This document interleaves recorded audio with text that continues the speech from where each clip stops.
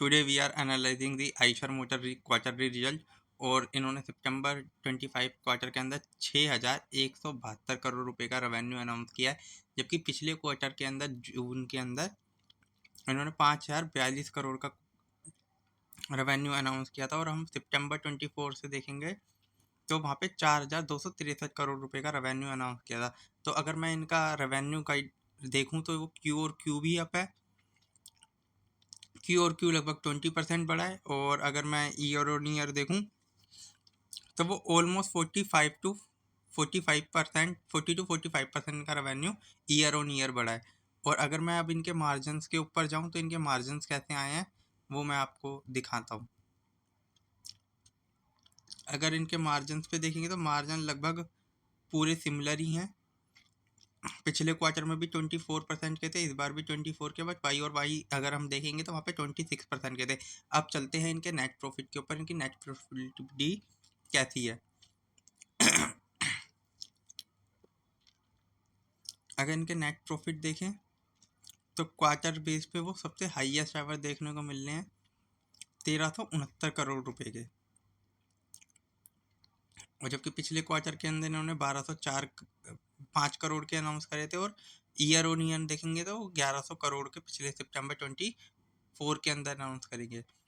तो इनके रिजल्ट काफ़ी स्ट्रॉन्ग नज़र आ रहे हैं। हाईएस्ट एवर सेल्स है इनकी और हाईएस्ट एवर प्रॉफिट है। और तो अब इसके चार्ट पैटर्न की तरफ चलते हैं कि इसका चार्ट पैटर्न कैसा है। अगर इसका चार्ट पैटर्न अगर हम देखें तो इसका चार्ट पैटर्न भी लगभग ऑल टाइम हाई के आसपास ही ट्रेड कर रहा है। बट अगर मैं इसके ऊपर देखूँ ना तो यहाँ पे कोई पैटर्न बनता हुआ नहीं दिख रहा है। यहाँ पे एक ये हल्का सा एक कप था जिसके लेवल ऑलमोस्ट आ चुके हैं। तो अगर मैं आपको कुछ दिखाना चाहूँ तब ये इस लेवल पे ये इधर के एरिया में कंसोलिडेट कर रहा है। ये यहाँ से ऊपर जा सकता है बट चीज़ें ओनली फैक्टर इन है।